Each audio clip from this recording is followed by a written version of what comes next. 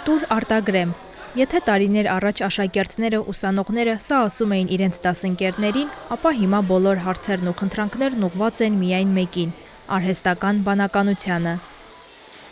Թվային կրթության խորհրդի 2024-ի համաշխարհային հարցմամբ ուսանողների 86%-ն օգտագործում էր արհեստական բանականությունն ուսումնառության մեջ։ Իսկ որքանով է արհեստական բանականությունն օգտագործվում Հայաստանի բուհերում ու դպրոցներում, ինչ ռիսկեր է պարունակում։ Եթե արհեստական բանականությունը կարող է գրել էսսե, բացատրել ֆիզիկայի օրենքները, գնահատել քննությունները, ապա ուր կտանի այն մեզ՝ դեպի որակյալ կրթություն, թե հակառակը։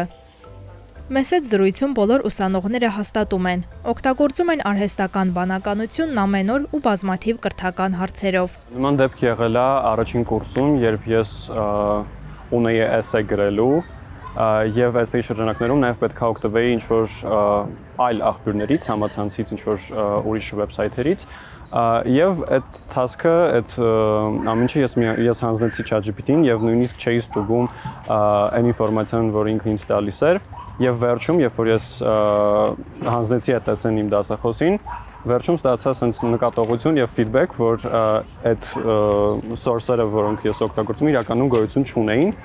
Անկեղծ եմ ասում, հա, շատ եմ չարաշահում, թե որովհետև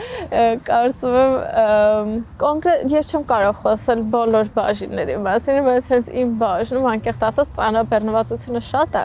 ու առանց արհեստական բանականության շատ դժվար է գոյատևել։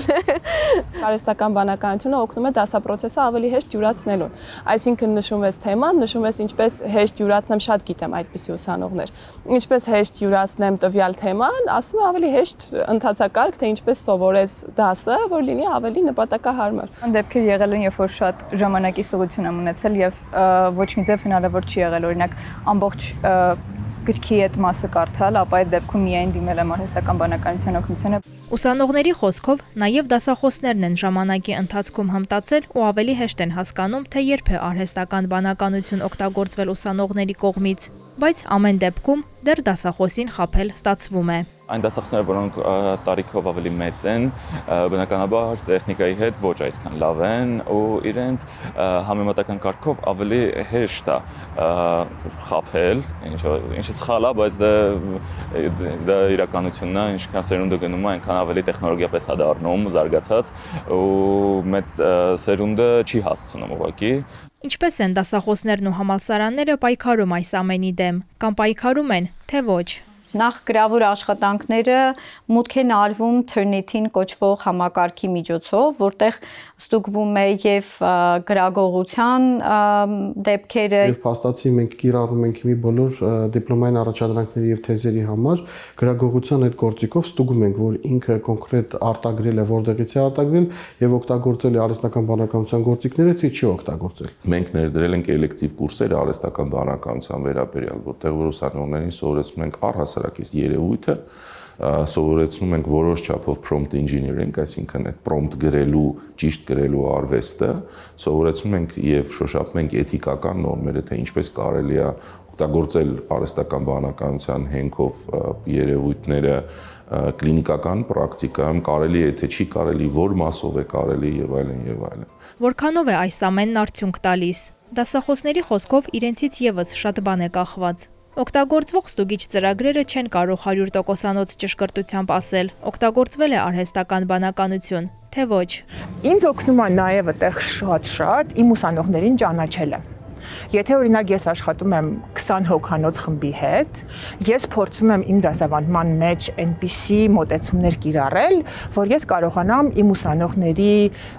գրավոր խոսքին ավելի մոտիկից ծանոթանալ։ Այսինքն ես անում եմ փոքրիկ գրավոր առաջադրանքներ, դրանք կարող են լինել ոչ շատ դժվար ուսանողների համար, բայց ինձ համար կարևոր է, որ ես իրենց ձայնը կարողանամ ճանաչեմ։ Ես ձեզ կարող եմ օրինակ բերել, ես բացի դպրոցից նաև աշխատում եմ մեր համալսարաններից մեկում։ Եվ մենք համալսարանում մեր ծրագրի սահմաններում, որ մենք դասավանդում ենք, նույն ծրագիրը դասավանդում են մոտավորապես 25 դասախոս, մենք այդ ծրագրի սահմանները, որ առաջի կուրսեցիների համար ծրագիր է, որոշել ենք, որ արհեստական բանականությունը սկզբունքայնորեն արգելված է իրենց համար, եւ դրա օգտագործումը մենք թույլ չենք տալիս։ բացառություններ կարող են լինել, բայց միայն հստակ, երբ որ դա ներկայացված է որպես ուսուցչի կողմից կամ դասախոսի կողմից բացառություն եւ թույլ է տրված կամ առաջադրանք է տրված նման։ Ու դա էլ մենք որոշենք մեր մեջ, որ մենք գոնե 1-2 տարի չենք անել, մինչև տեսնենք հետևանքները։ Նույնն է պատկերը դպրոցներում։ Ուսուցիչները փաստում են, չգիտեն աշակերտ, որը չօգտագործի արհեստական բանականություն։ Իսկ ինչու են աշակերտները դիմում արհեստական բանականությանը եւ որ առարկաների դեպքում։ Իմ կարծիքով չարաշահում եմ, թե օգնության համար, որ դասերը, տնայինները ավելի արագ ու sense ասած արդյունավետ անեմ։ Փորձում եմ չարաշահել, սակայն երբեմն կա այդ գայթակղությունը, երբ որ ուզում ես անընդհատ իրանից օգտվել, որտեղ ավելի հեշտ է գործը դարձնում։ Տեղ կա, որ շատ բաներ չեմ հասկանում, որ ուսուցիչներն են բացատրում, օգտվում եմ արհեստական բանականությունից եւ նա ինձ հակիրճ, պարզ իմ համար տալիս է այն բոլոր հարցերի պատասխանները, որ ինձ պետք են։ Երբ ավագ դպրոցում սկսեցինք կիրառական մաթեմատիկա եւ բարձրագույն մաթեմատիկա անցնել, ինձ համար դժվար էր պատկերացնել լոգարիթմների, ինտեգրալների գործածումը իրական կյանքում, մինչև արհեստական բանականությունը դրանք մեկնաբանեց։ Ամենաշատը մենք դիմում ենք ֆիզիկա, քիմիա, հանրահաշիվ, երկրաչափություն, հիմնական դրանք են։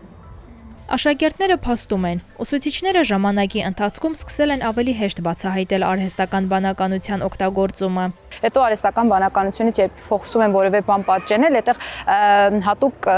կառուցվածք կա, ըստ որի միանգամից հասկանում ենք, որ արհեստական բանականությունն է արել եւ ոչ սովորողը։ Չվան ներկայացնում են սլայդերով, ամեն ինչ գեղեցիկ է։ Ասում ես, սա հետ ինչ կապ ունի, ասում եմ, չգիտեմ։ Ոչ չգիտես, բացահայտ է։ Չի մտածել, ինչու՞ որտեղ արհեստական բանականությունը գրել տվել է։ Երբ փաստերով ներկայացնում ես անմիջապես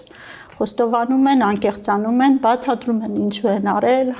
որպես կամ միշտ դա լինում է ժամանակի պակասը եւ այլն եւ այլն։ Բացում եք երկրորդ հարթակը AI-ով աշխատող ու նույն հարցը, որը տվեցիք այս դեպքում, հա, ChatGPT-ին էր, տալիս եք այն մյուս հարթակին ու փորձում ենք հասկանանք ով է ավելի ճիշտ պատասխան տվել այդ առարկայից, որը որ դուք նշել եք։ Մխիթար Սեբաստացի կրթահամալիրում աշակերտներն ընտրությամբ կարող են մասնակցել հատուկ առարկայի, որտեղ սովորեցնում են նաև թե ինչպես ճիշտ օգտագործել արհեստական բանականությունը, որ առարկայի դեպքում որ գործիքին ու ինչ հարցերով դիմել։ Այստեղ կարևորը ինչն է, հա, որ սովորողը հասկանա, որ ինքը ոչ թե AI օգտագործում է, հա, նշելով ինձ ասա սրա պատասխանը, այլ ինքը փորձում է AI օգտագործի որպես լրացուցիչ կրթական գործիք, որպես ուսուցչի օգնական։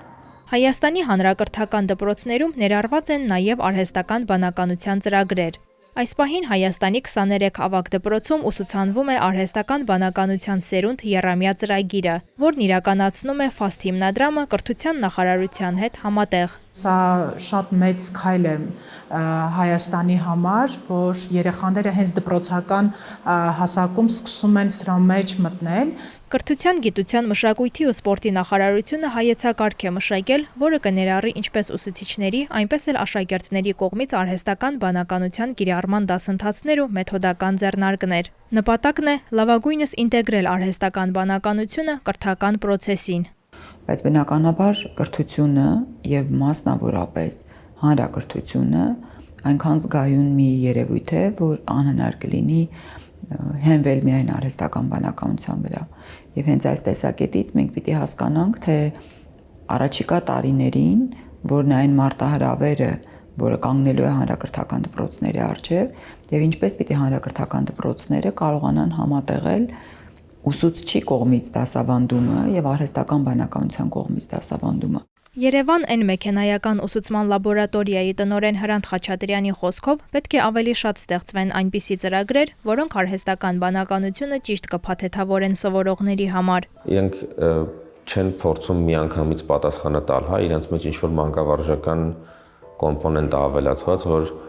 ոչ թե անմիջապես հարցին պատասխանի, այլ փորձի դրթել մտածելուն, հա, ասենք ինչ-որ բան ես ասում, ասում հələ մի հատ դու ասա, հետո սխալները փորձում է օգնել, որ դու ինքնուրույն հասկանաս, հա, այս տեսակ բաներ է սարքած։ Որքան էլ արհեստական բանականությունը կարող է օգնել աշակերտին, ուսանողին ավելի շատ գիտելիք ստանալ, դասը հեշտ յուրացնել, մասնագետները մտահոգ են, որ դրա սխալ կիրառումը թե աշակերտների, թե ուսանողների համար կհանգեցնի վատ հետևանքների։ Այն է, նրանք չեն ցանկանալու ինքնուրույն սովորել, հետազոտել, հետագայում էլ ինքնուրույն աշխատել։ Շատ կարևոր է, որ մարդիկ ողջամիտ լինեն եւ ճիշտ օգտագործեն արհեստական բանականությունը, հատկապես կրթության մեջ։ Միշտ ռիսկերը կանխատեսեն եւ կարողանան դրանց հակակշիռներ ունենալ։ Պետք է մտածել այս գործիքների ճիշտ կիրառման, ճիշտ ձևավորման, ճիշտ ներդրման վերաբերյալ ու վախենալ դրանից որևէ մի պարագայում պետք չի։ Մենք հիմա այսպես մտարումների մեջ ենք։ Արդյոք դա լավ բան է, արդյոք դա վատ բան է, արդյոք պետք է իրեն սովորեցնել, արդյոք պետք չի։ Սկզբից պետք է արգելել։ Հետո հասկանալ ինչ ես անում։ Հետո միգուցե արդեն ուսուցիչների վերահսկողության ներքո որոշակի հրանգավորումով իրենց թույլ տալ որոշակի գործողություններ սովորեցնելով թե դա ինչպես են անում եւ այլն։ Ի վերջո կհաջողվի արհեստական բանականությունը դարձնել ճիշտ գործիք կրթության մեջ։ Այս հարցն արդիական է ամբողջ աշխարհում, իսկ պատասխանը կտեսնենք տարիներ անց։ Դեռ տարիներ առաջ մենք ապրում ու սովորում էինք առանց արհեստական բանականության։ Եթե մի քիչ էլ ժամանակը հետ տանք, նաև առանց համացանցի ու համակարգչի։ Երբ էր կրթությունն ավելի որակյալ։